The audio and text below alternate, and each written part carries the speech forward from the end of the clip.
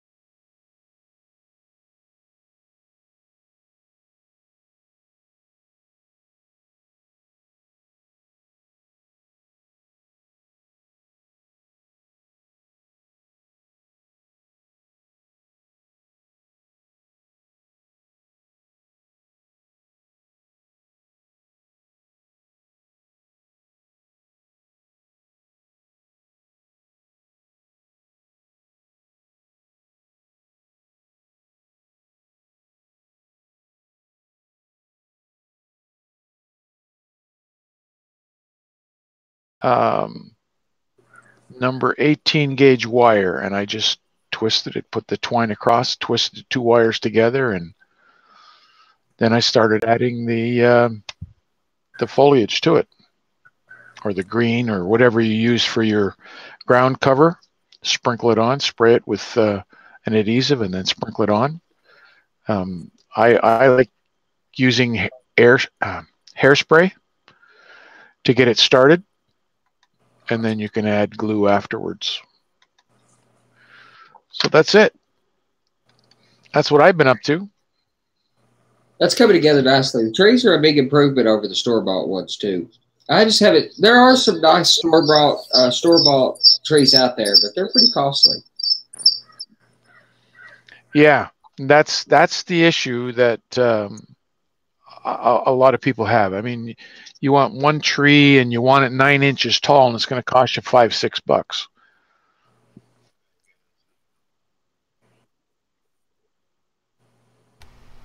All right, now everybody can hear me.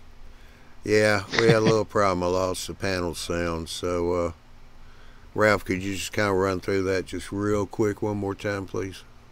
One more time? Yeah, and then I'll get Miles to run his street scene one more time. These guys were asking. I didn't realize the sound wasn't working since everything's crashing on me before the show. Okay. All right, so I am doing this thing for the store to promote the deep water pour from Woodland Scenics, and it's a 2-pour system. It's a polyester resin. So I made this form out of styrene and plaster rocks, and I paint it with house paint. It's basically all house paint I use. So I paint the dark so that I get shadows, and then you add the lighter color to it, and just keep going until you get it exactly the way you want it. Add some more dark and some different colors, browns and so on. I'm not screen sharing. There, yeah, okay. You're going back to bed? I think I might. Woo, oh, wrong screen. Wrong screen. Comedy of errors. So that basically I started out with there. Basic form. Add the dark color, and it doesn't matter if it's semi-gloss or whatever. You're going to add more color to it anyway. The dark underneath creates shadow in the crevices.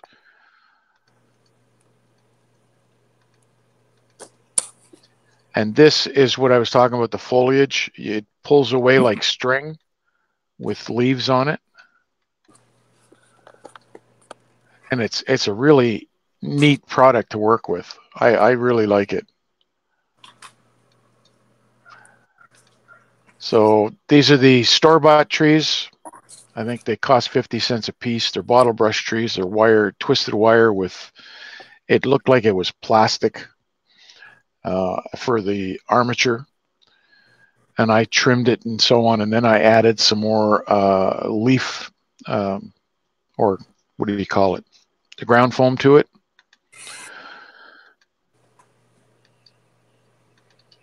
And then I started making my own trees because I wanted them taller. So these are done the same way. I used the binder twine. It's green. It's actually jute, or hemp, I guess. So there's the store-bought, and right beside it and behind it is the one made by me. Store-bought with the one made by me and behind.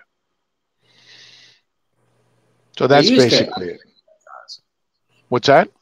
You just can't buy trees that size. It's impossible to get trees really anything close to realistic, let alone for the O scale guys. Possibly the N scale guys can buy realistic trees buying what's designed for HO scale, but.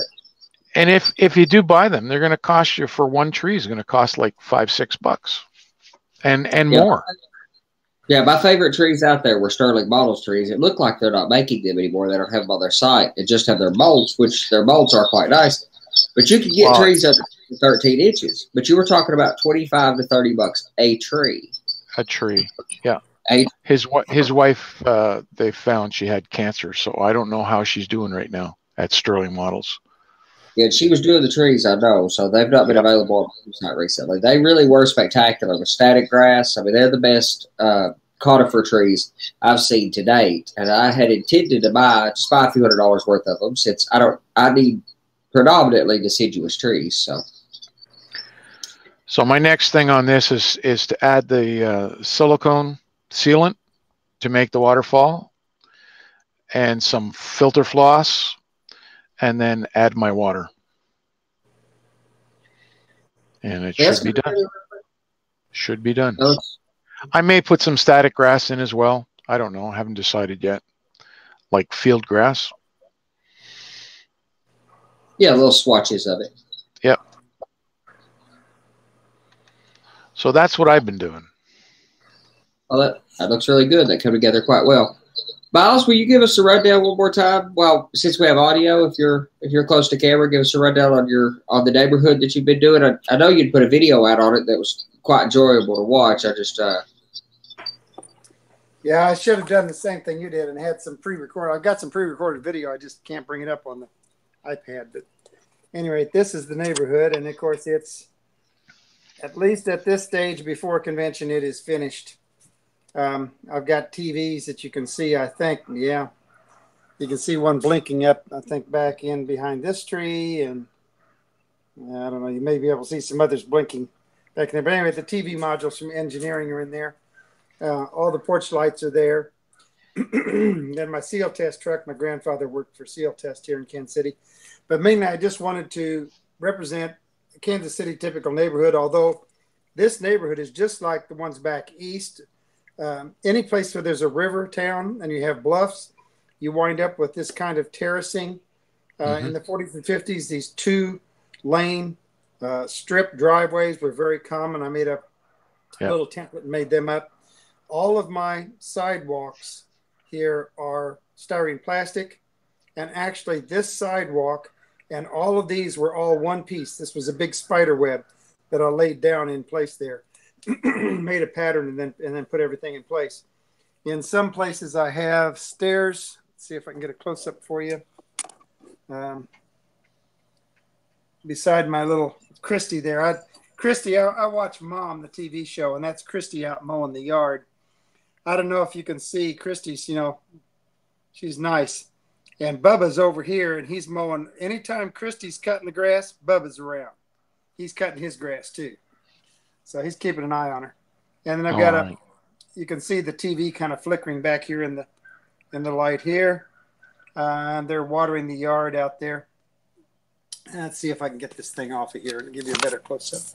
Because one thing I think was really kind of, I'm going to flip you for a second. It'll hopefully put you back right side up. This sprinkler, oh no. There we go. Okay. There we go. All right.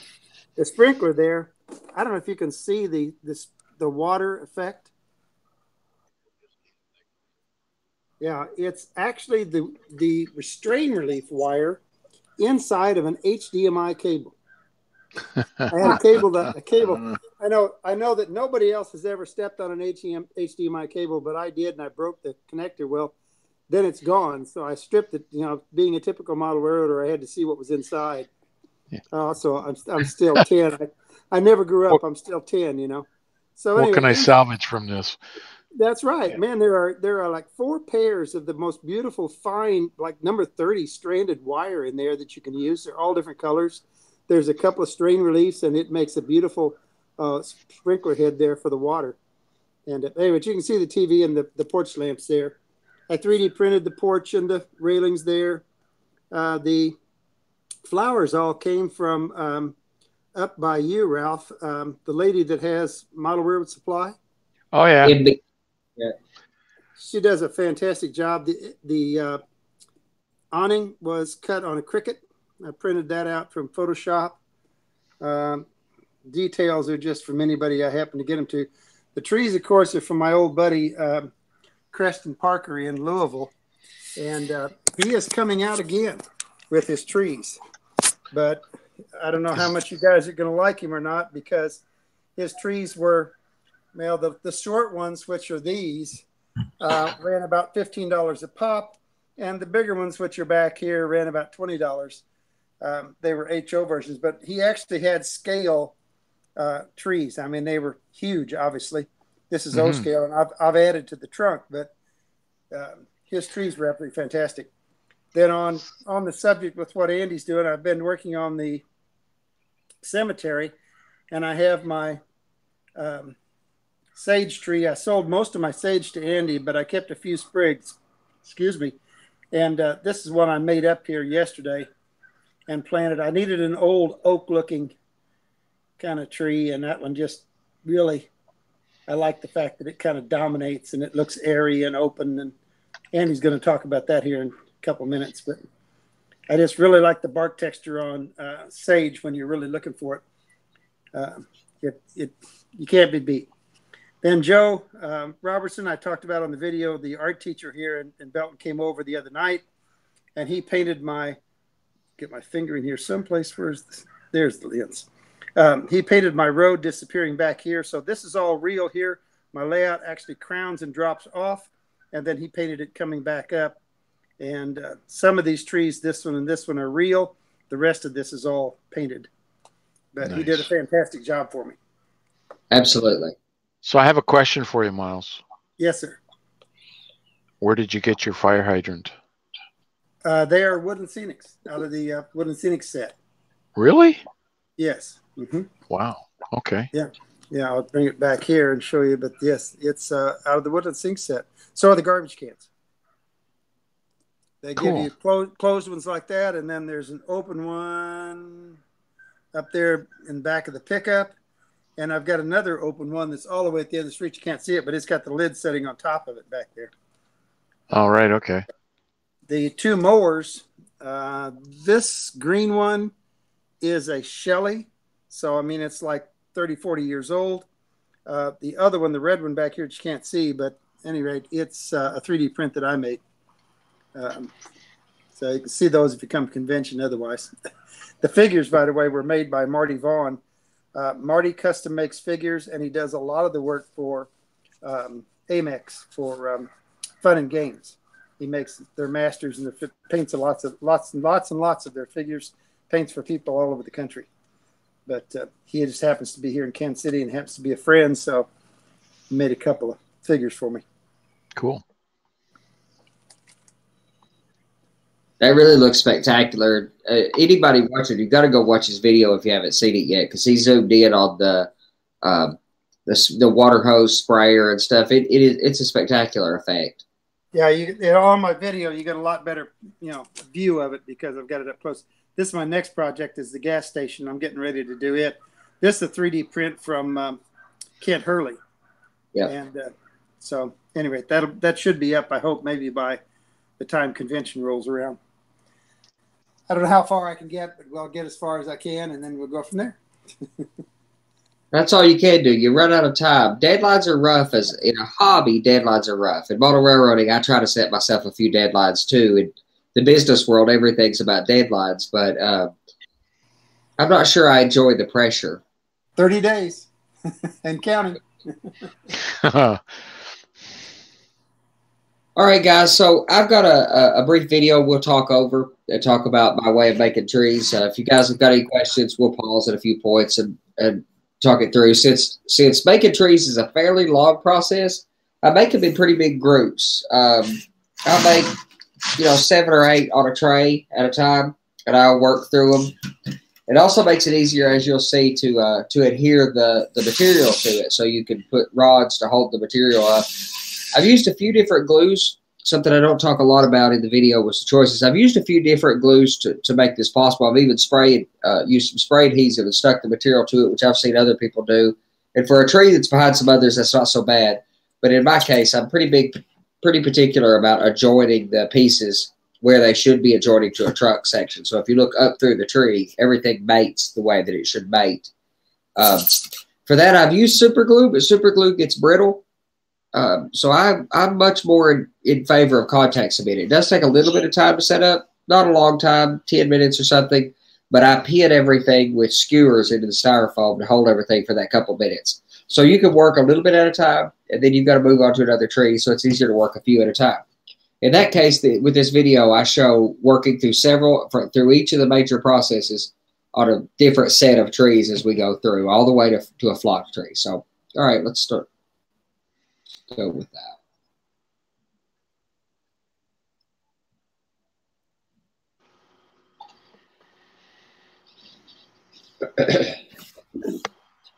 The goal is to match a tree that's tree in my front yard. To begin with, here's a few of the trees. This is the goal of where we're going, what we're going to make out the end result of all this process. I mostly use just straight super trees in the background, but in all the foreground, I use these. I've made a little over 100 at this point. Your first couple will be quite slow. After you get a little process going, I can make a tree, per tree, maybe an hour or a couple hours over multiple evenings of working through batches when I feel inclined to work on them. I've got a lot of trees along the foreground that you look through, like those trees. They're somewhat like a tree flat, specifically shaped from the aisle outwards. So when you're standing in the aisle, it's like you're standing in between the trees. Also along the background, along the forest edge, I have a few sagebrush trees and super trees behind it. Doesn't take much to work with. Some skewers and a set of flush cutters, something to hold the tree up with, and some contact cement. I've got a ruler down so you in a few shots so you can get an idea how big those trees are. That's the end result. That tree is about 14 inches tall. We start with this sagebrush. It's pretty rough looking to begin with. Also a dribble and a chocolate milk doesn't hurt. But a dribble will speed this process along a bit. Probably not as fast as the video acceleration that I've been able to do, but chop it into some usable pieces, depending on the scale you're working with. And even then, you've got choices about how much compression to use. I model trees reasonably close to scale size, so between 100 to 120 or 30 feet in HL scale, which is between a foot and 15, 16 inches tops. That'd be a fairly large tree, so I cut them into sections about like that. If you were at O scale, you could probably just use one. And some of the material you get, depending on how you get it, it's going to be quite a bit smaller, broke up already. These large pieces, I just chop them up. And you might in O, or especially if you're doing like a G scale module or an indoor G scale, you could probably use about everything I got a hold of. Save some of the trunk sections, you reuse those. So you got to clean this up some. There's a bunch of little broken bits and parts, so I'll take those off. Also, you'll see we're going to glue super tree material to this after the fact. So I want kind of straight edges on a lot of stuff so I can have something to bond the end of the stems of the super tree material to. I'll leave some of the narrow stuff poked up through that stuff and add some strength to it. Keeps it looking pretty spindly. Like Miles said, I like trees to be fairly airy. I use a few different adhesives when we get to the flocking part. That affects how airy it tends to be. You kind of design the tree from the beginning. So I'm shaping what I've got in my mind for what this tree is going to look like, cutting pieces I care about or don't care about. That's a good looking kind of piece stuck on there. Some of this will be a little soft, so I can use a little contact cement and get it in against the trunk where that's soft and kind of push it down into the fibers of the tree where it's broke. Smooth it out a little bit. After you paint it, that tree will be as solid there as anywhere else. And contact cement stays a little bit rubbery. So we've got a small piece of material we're going to use for a trunk. Something to set it in. I use styrofoam, so pins work great for me. If you're using plaster, you're still going to need a pin or a nail of some kind. If the tree is a foot or taller, give or take, I'll put a finish nail, cut the head off from it, put a finish nail in it. For these smaller trees, I like T-pins, the larger T-pins that I can get. I just take a set of flush cutters and cut the top of the T-pin off. But I hold the flush cutters backwards so it puts a sharp point on the T-pin end, somewhat of a point that you're going to run up into the base of the tree. Use an old set of nippers because this does some damage to them. I buy jewelry supplies for this stuff anyway, so after they get kind of wore out, I'll use them for cutting T-pins and needles and nails. And I contact cement to make sure it stays in. Generally, you want to do these and let it set up for an overnight or something. If you're going to take the tree in and out of the styrofoam very much, the nail will lose its adhesion and pop out on you. And I put mine in fairly tight anyway, put them against the surface and get them to bite down. And that's all I use when I stand them up in the scenery. I just poke them in with, I don't use glue or anything. All my trees are removable. I'll maybe use a little bit of glue around loose leaf litter or dirt around the trunk to help plant them into the scenery. Now, while you've got it cleaned up, it's time you can do some things. Glue multiple pieces together, or put this little house that I put, a little tree house in this one. And I put that in there after I had it all cleaned up, cut up, before I put any detail stuff on it, since the tree basically goes up through that little tree house. So I had to kind of wiggle it down over one of the limbs. So I use little super tree materials. If you use a lot of super trees like I have, I've used about 600 or 700 so far on the layout. I have a lot of scraps out of the boxes. I use every bit and piece. Even the little bitty leftover pieces, I pile them up and make briars and brambles with. It's just such a good material to work with at any size.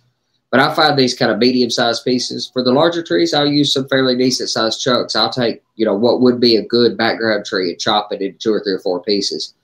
But on this kind of mid-size 8 or 9 inch tree that this is, I use pieces between 1 inch and 2 inches. I don't fool around with a lot of really little bitty ones.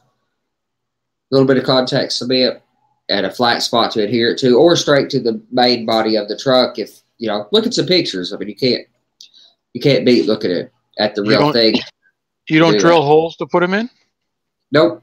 I just contact cement and if you cut the ends off the little stemmy pieces coming off from it, if you cut those off, they have a flat edge that you can get contact cement to stick to. And then I'll, put skewers around it to kind of hold up the few pieces that I'm going to adhere on. And I'll work a few pieces at a time. And I'll work 5 or 6 trees like this with putting skewers in, like a game of pick up sticks or something. Or I think that game was called Break the Ice. You used to pull the sticks out of. These trees, there's about three trees there together. And I molded the trees together, if you can call it that. I kind of twisted them together and then put all the finished material on them after the bodies were together. So they don't really come back apart very easily. And I played them in a group. So you'll get trees, at this point, that one's been painted. But the rest of these you'll see are yellow, but you'll get a tree. It already looks like a tree to me, anyway. For winter scenery, you could dust that with some talcum powder or something. You'd have it. Now, this is a point too. There's trees that grow in a couple different varieties. They grow outward and bushy if they have plenty of space, or if they're in a forest, they grow straight up. They reach for the sun. If they can't get to the sun, they will grow straight up and only the top of it. Trees like this. So a lot of my trees are quite narrow. Now, I just spray bomb them. I use a couple of the camo colors and a flat gray primer. And don't spray directly at the tree. So I kind of spray, let the overspray hit it, kind of, so it doesn't knock the material off the tree. You might knock a piece here or there of the super tree off, and I use that dark camo color to kind of, fill in all the gaps. So also it gets you, make sure you have a shadow up inside of the tree. It's fairly dark. Then I'll use their kind of sand color or buff color brown to kind of hit the ends of the small limbs. So it kind of looks like daylight. So you're basically painting the light into the tree arbiter. So as the little small limbs are reaching out through the leaf, through the foliage, they'll be that lighter color. And then I use this gray color. Yeah, that might be the brown color. And I use the gray color. So trees, when we paint trees on a little finger paint drawing with a little house and a bright yellow sun in the sky as a kid, our trees were strictly brown. Brown crayon is what you made a tree out of. But trees are tremendously more gray than they are brown. So painting of that darker color and their natural tone, which I'm just spraying lightly, so a lot of their natural color is still coming through, and the color variety.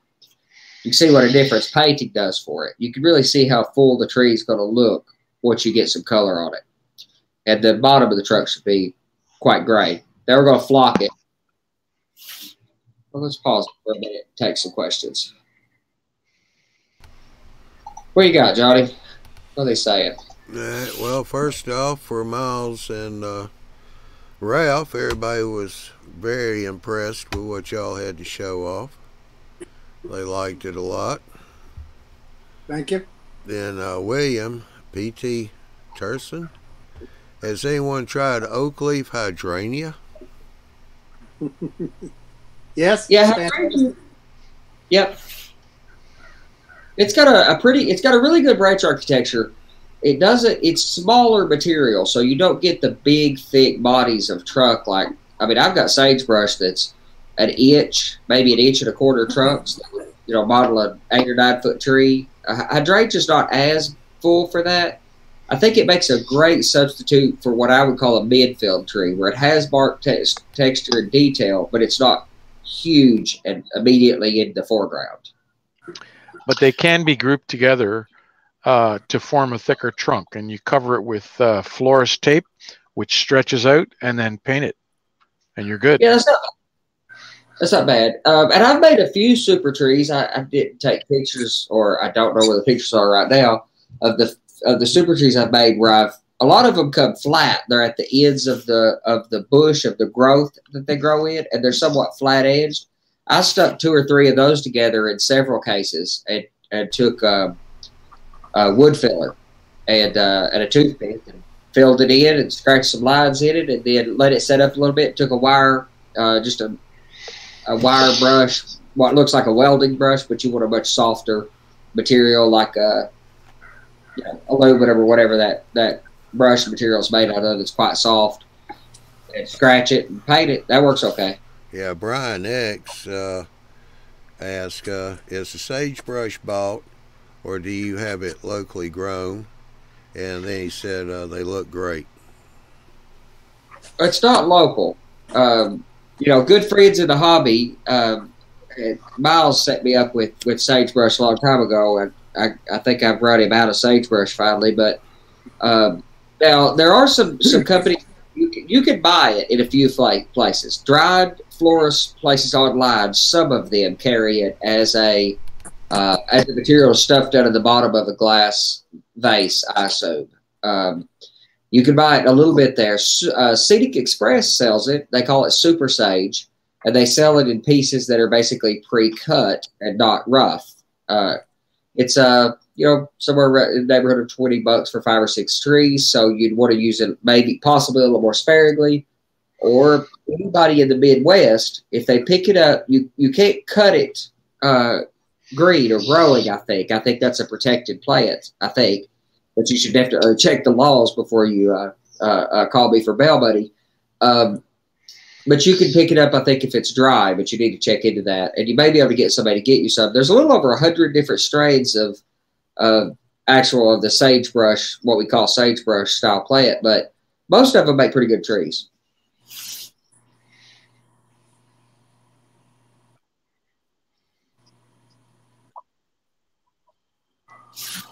So, and I use a couple different leaf.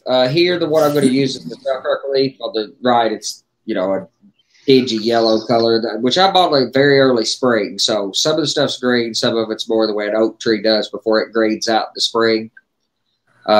Selkirk leaf out of Canada is my personal favorite leaf. I use it from Scenic Express, Knock.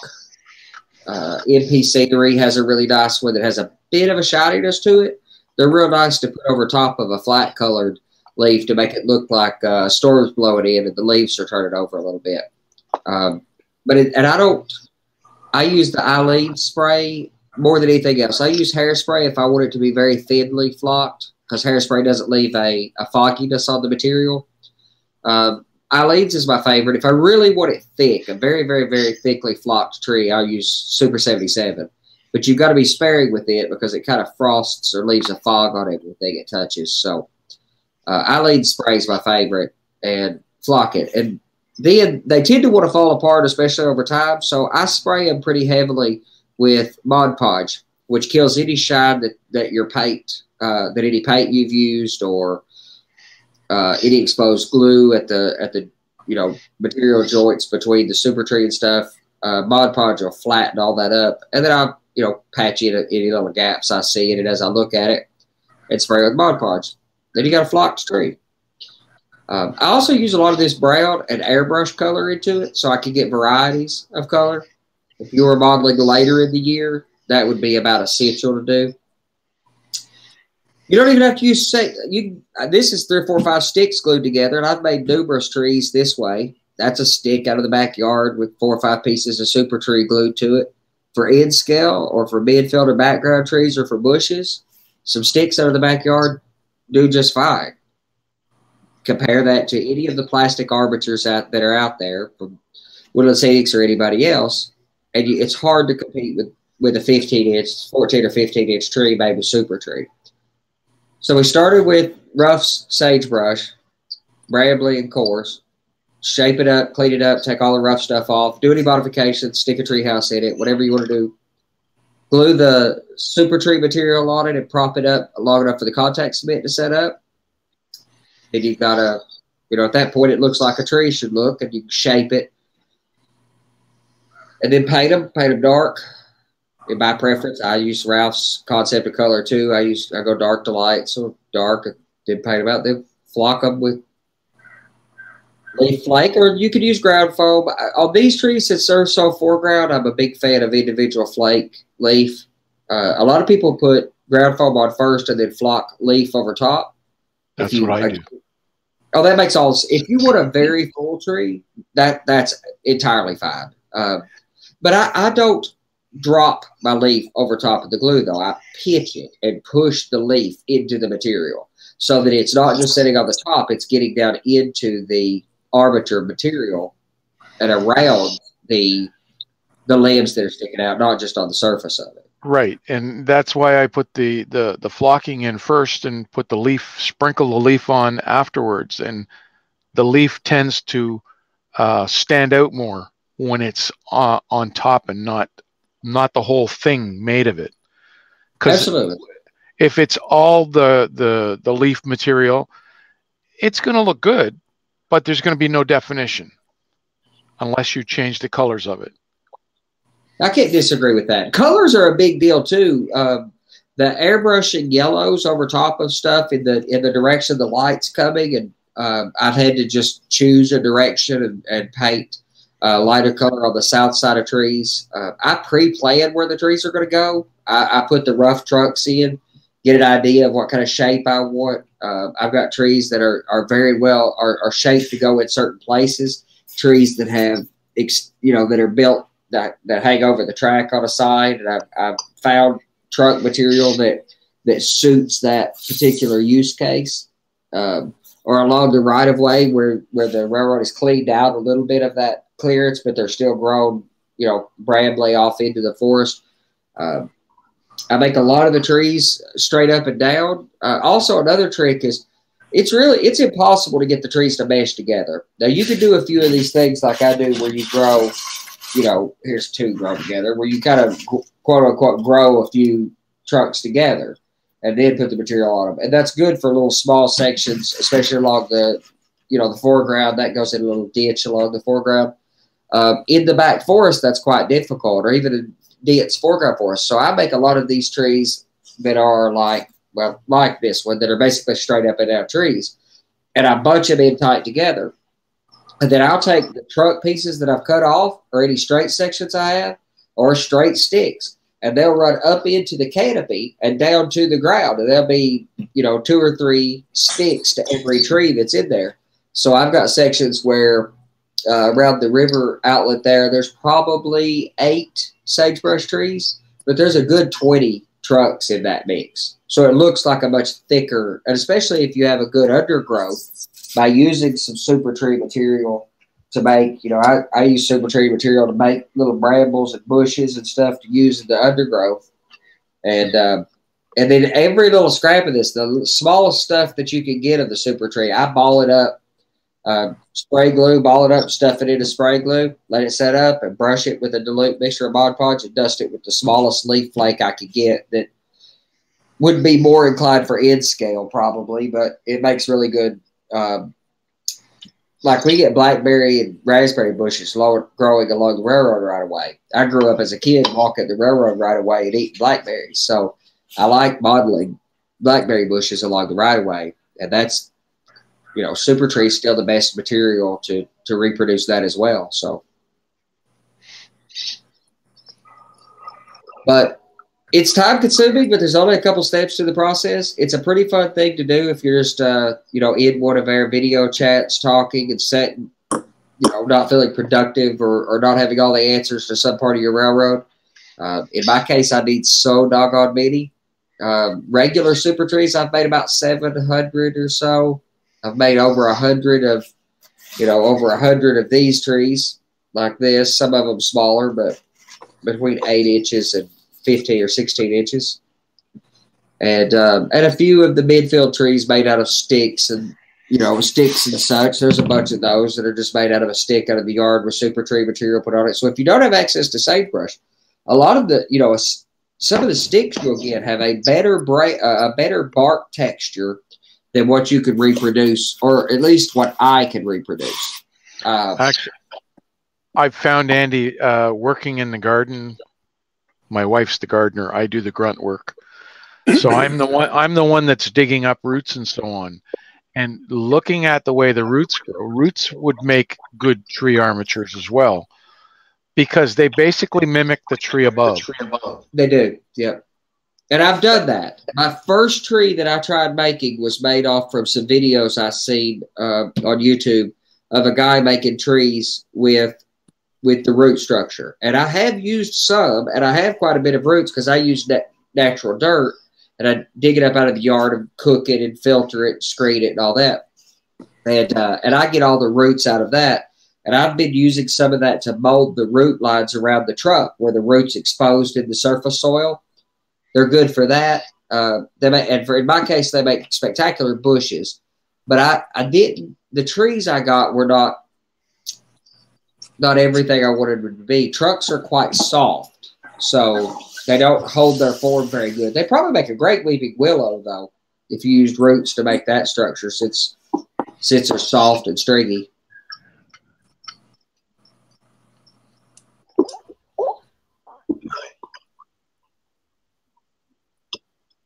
Mr. Johnny, anything else you got from the chat? All right, we got Brian W. He said, I use sedum that grow in my garden and let them dry out. Then I add branches and leaves and flock. All right, sedum's not bad. Sedum, okay, so I'm a big fan of diversity.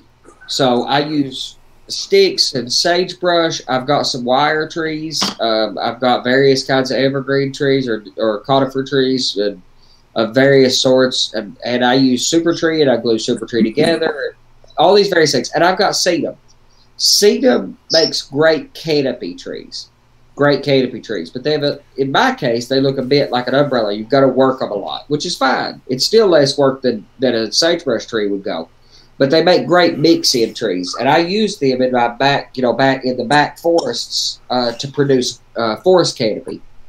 So sedum's a great material. I could not personally get the results that I wanted for a tree that was out in front of the railroad, right at the front edge of the layout where I needed a lot of these trees.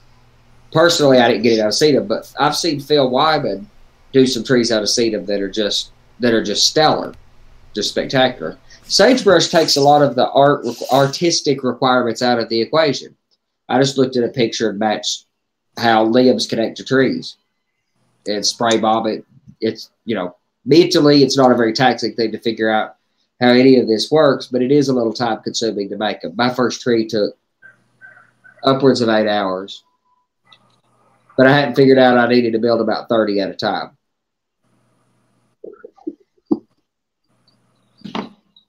But it depends on what you're modeling too. If you're modeling an urban area where you have just a few trees that are manicured in lawns, there are commercial trees available. The gentleman that Johnny was talking about, he's got his trees from. I've got a couple of those on my layout, and they're spectacular trees.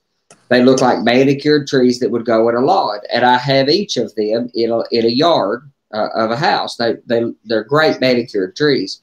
What's really hard to find available commercially is trees that look like a forest tree. So sedum is one of the better mechanisms, or the germanium bushes are some of the better mechanisms, natural material, to get that look.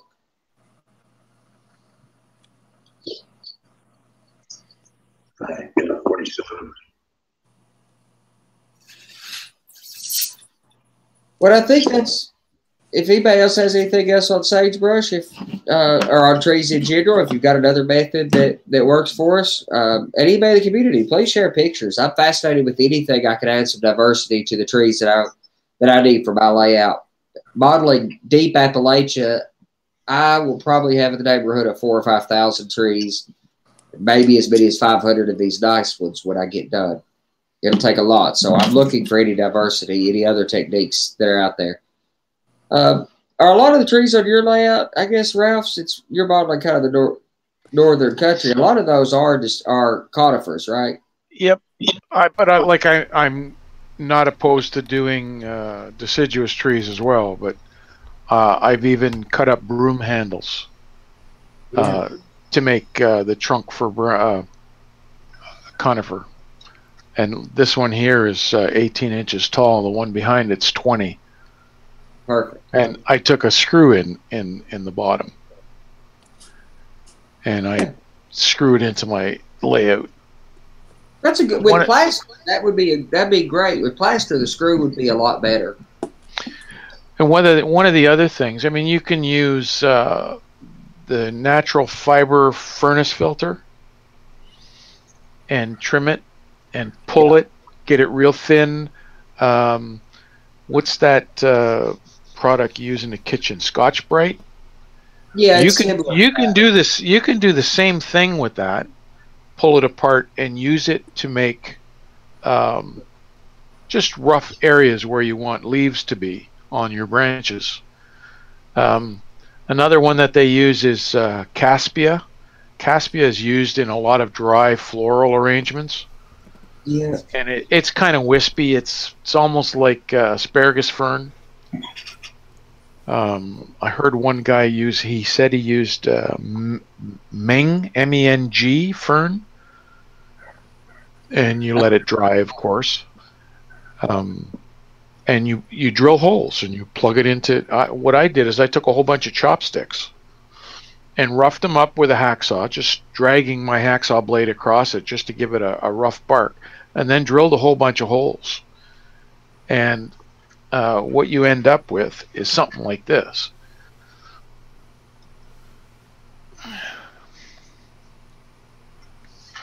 Now these are just chopsticks. Give me something white to put behind it. Oh, we see them pretty good.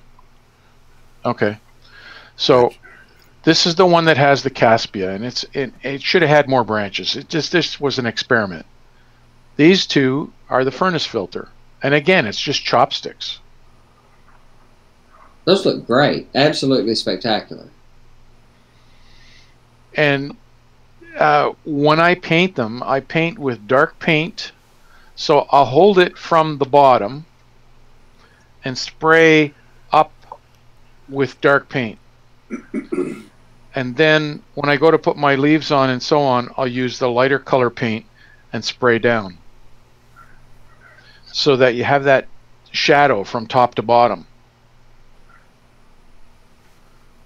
I did a whole series of on the back here, my vineyard, where I did all the vines on the string, and that was a pain in the butt to do. You guys watched me do it on the regular chat show. I was trying to find. I had some spare ones. I don't know where they went to. Oh well. But it's a matter of just experimenting and what works best for you. Well, that's how any of these guys ever found this stuff before. A lot of people used to use, and some of the layouts that I used to, and still to this day, they still use this. Like Dick Elwell's Hoosac Valley layout. His is one of the most beautiful New England fall layouts, captured the coloration better than just about anybody I've ever seen do it. Most everybody with fall layouts, sadly, look like somebody lost their mind with a box of crayons in it. They're quite bright, and they don't mute the colors together well. Dick Elwell done it spectacularly well. He had good looking trees, and they were made from this organic oregano material. And it's into little individual little spires and stuff, and they group it together and, you know, make a trunk out of it, and it makes a pretty, you know, that's just me holding it together, but it makes a good looking tree if you know, shape the material some. So, and this with some sedum to make a big trunk with a couple arms coming off from it. Yeah, there's a lot of choices. So the dried flowers markets, you know, that's the ticket, and then, you know, wrap the florist tape around the bottom of it. If you don't need any bark texture to it, paint the sucker mostly gray. Paint it brown or dark brown. Dry brush it with a gray or a silvery color, depending on what you know. If you want to recreate some birch trees or something, you might use a, you know, downright white, but most of the time a quite gray color. But look at dry florist shops. There's a bunch of places, and I use that natural oregano. I chop it up into little pieces and use it for undergrowth. It makes some of the best little spring trees that are popping up out of the ground. There's nothing that recreates that. Nothing that recreates that. Like, and undergrowth's critical. My layout being at eye level, you're looking up between the trees, up through the forest floor. So undergrowth is really important to get right. And until I come across these. Now, one of the guys on the Railroad Line forum, and the topic that he does this under is called tree foliage made out of garden, pond, or aquarium filter. Yeah. And it's the filter floss that he stretches out, real wispy, puts it on his branches, gives it added body to the branches to add the leaves to, and then sprays it and then put on the leaves. Another thing they do is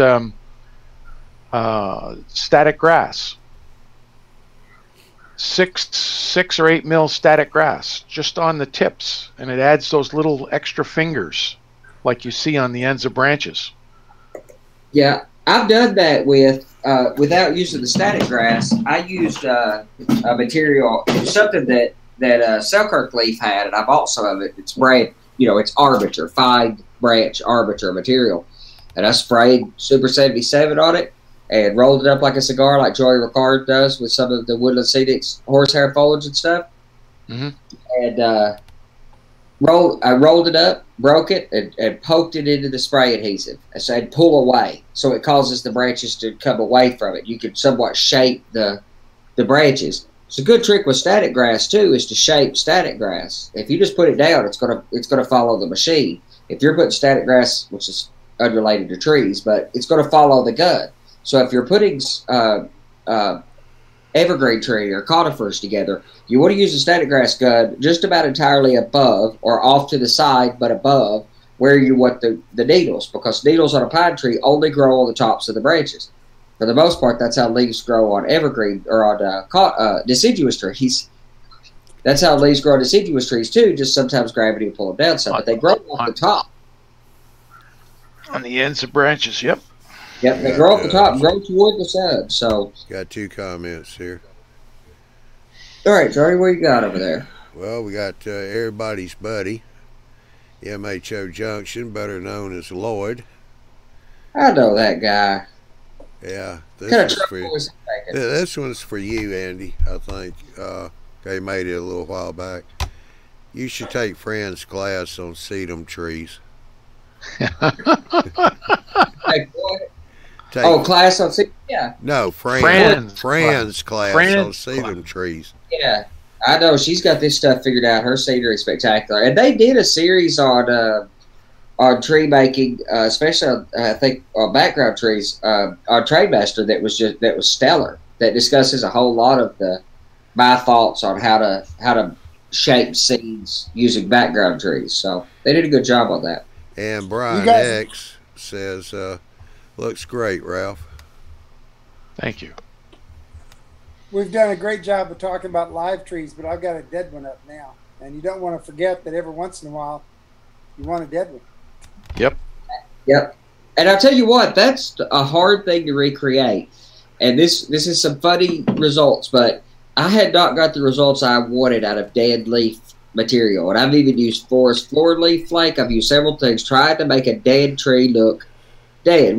And oak trees don't lose their leaves in the fall. They turn brown. But they fall off in the springtime, and green ones come back, or in the very late winter. They hold on to their brown leaves for a really long time, that is. So if you're modeling into very early spring, some of the trees that are even alive, like a big oak tree, may still have brown leaves on them. But Jim Lincoln, or James Lincoln, who does Proto 48 stuff, he's a good guy to follow on Facebook and various channels. But he does some of the most spectacular, detailed track work I've ever seen in O-scale. But you know, tie plates, all the details, he goes after it like I try to. But he wanted the results of leaf laying in the center line of the track or on logwood rail, you know, quite common in very, very common seen in forest and growth areas. And the dead tree leaf flake doesn't look right. So he used tobacco. So I bought a bag of the kind of tobacco you would roll yourself and use that to make dead trees. And it's the best looking dead tree leaf flake material I've ever found. Granted, it may rot and break down, but I did seal it with the Mod Podge afterwards. So, and after a couple of years, it still looks, still my favorite mechanism for dried leaves. You couldn't use that for forest floor, and it doesn't look right on a forest floor, and you wouldn't want tobacco grown like that. But on a few dead trees, the tobacco is a good result. Yeah, what do you do? Put it in the coffee grinder and chop it up, or?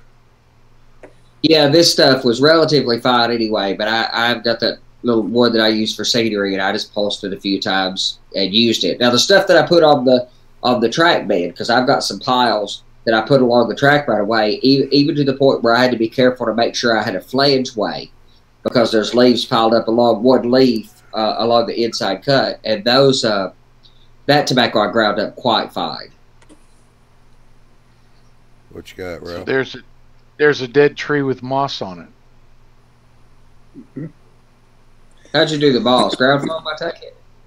No. Pastel. Hunter line. Oh, the green stain. Okay. Hunter line green stain. Yeah. Yep. I'm going to get shot after the show.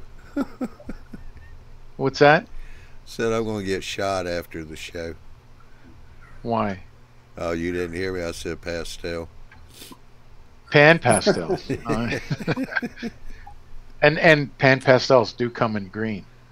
Yeah. Yeah, they do. Chris Rude just popped up a comment here since Andy's talking about his tobacco. Said Andy Cheese Red Man as he makes the trees. Yeah. The Kentucky boy, this has gone out of the question. Yes, the candy version though, Chris. Yeah, that's right. This one I've got up here is actually a urethane casting, and I don't know who made it, but it's a fantastic. Wow. It's a fantastic tree. He's got the bark texture on it. Wow. I did it with paint, obviously, to bring some of it out. But when you say casting in resin. Yeah, it's resin cast. See. That's really awesome. I can get you a bunch of those. The military guys use those. Oh, really? Is that right? Yep. They're fantastic. They really are. I've got a couple of them. Got another well, one. That's worth looking into. You know, if you took that and took sedum to make something that went on top of it, you'd maybe. That seems a little intense to work off from that. But if you did have access to sagebrush, that could give you some material to work off from. Because that's the part I find is weak about most trees, is that central trunk that meets the ground. If you could get that right, the rest of it's not hard. Well, do you know what makes a good trunk that when it meets the ground is a sunflower? Because right at the ground, it starts to send out all those finger roots. Yeah. And it's usually about 1.5 inches in diameter. Now, that wouldn't work for HO, but it certainly would for O scale. And if you cut it right, and like it's a broken tree, a stump, yep, could look really good. Yeah, and I've used a lot of the pieces that I cut up. that come out of the big park made stumps with it. They look better. And I bought a bag of stumps from some scenery company when I was buying stuff once, and somebody took a dowel and chopped it up. There you go. Isn't that sedum, Miles? Yeah, that's sedum trees, the tall ones. Yeah, but you've glued multiple pieces together to get that layering effect. Yeah, I cheated. Of course, that's not cheating. It's called creativeness. That's what we do.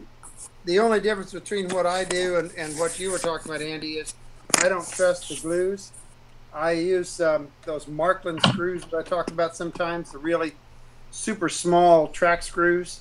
Yep. Yeah. I actually screw the branches as well as glue them on.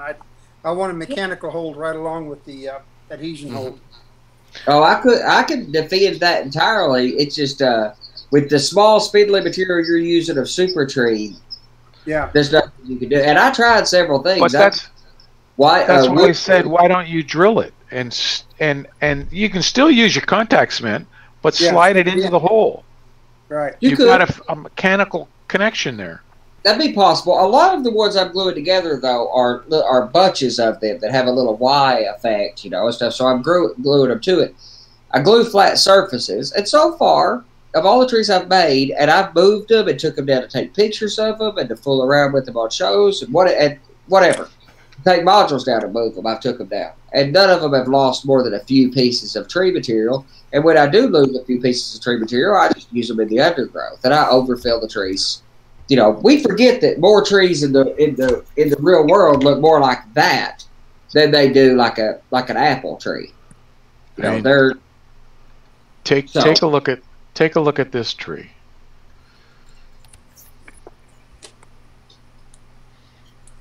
This is done with the static grass on the end.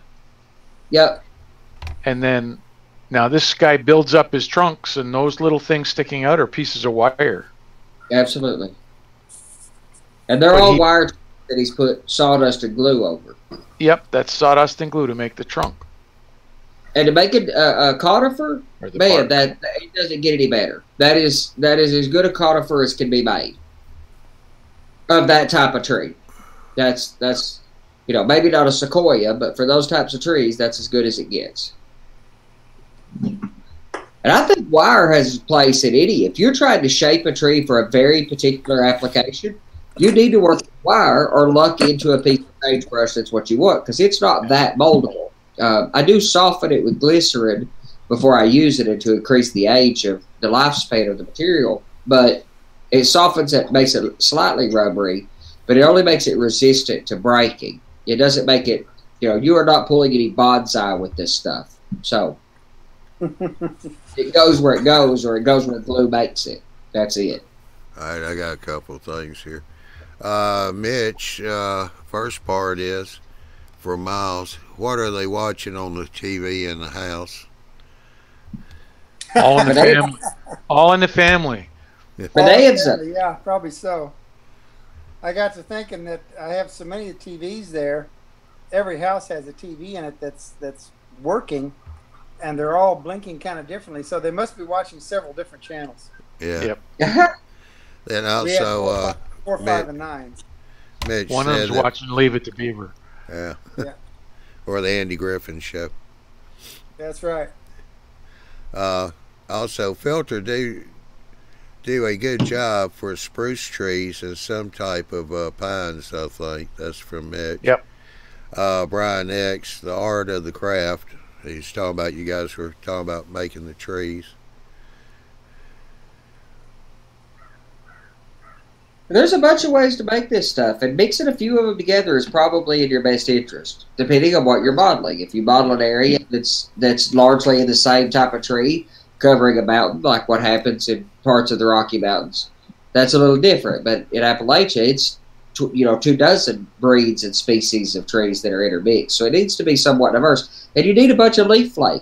I've got at least a dozen different colors of leaf flake of different sizes from different vendors. They have different color depth, and some of them are flatter, some of them are shinier. I mean, some variety does wonders.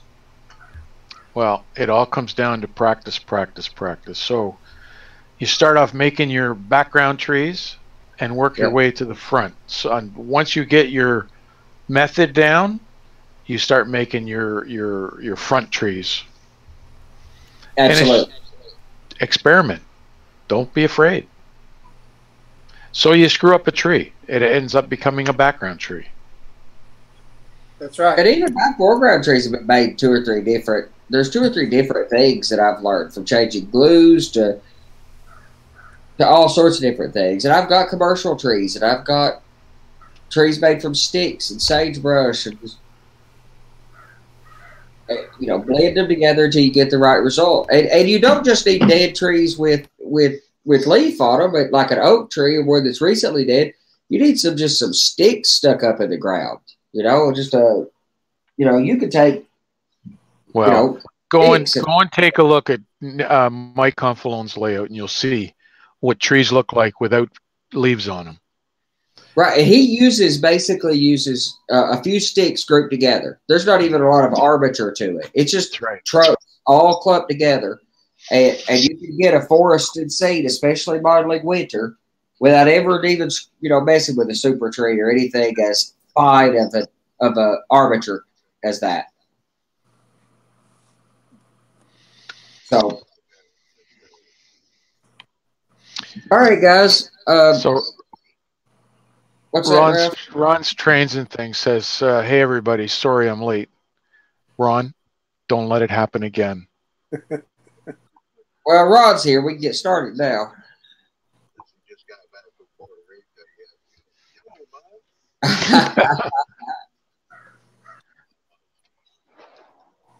Well, so we're laughing and nobody's even getting to enjoy the joke. So he probably ran back from there. Yeah. Oh, he said, sorry, I had to work. Right. Yeah. Work always seems to get in the way, doesn't it? Our current president for our region here, or our division, had to go to Hawaii on a business trip. I said, yeah, right. Had to. That's not the way you say it. Nice. I said, I don't feel a bit sorry for you, brother. No. No, that's getting to travel. You have to say it the right way. When I travel somewhere cool, I'm getting to travel for work. When I'm traveling to Nebraska for work or something, then I have to travel for work. I use two totally different expressions for the same event. Oh boy, are you going to get comments? But I don't go to the cool cities of Nebraska. It's, when they sent me to Nebraska, it was no man's land. Last time I went up north, it was Seattle proper. That's a different experience. I just want to invite all my big red friends to write in a comment to Andy and tell him about how wonderful Nebraska is. I'm from Kentucky. There is nothing bad that I could say about any state in the Union. This is Kentucky. So let's try to get out of it. This is a glass house. I know. I got except for Rhode Island, right? Yeah. Except for Rhode Island.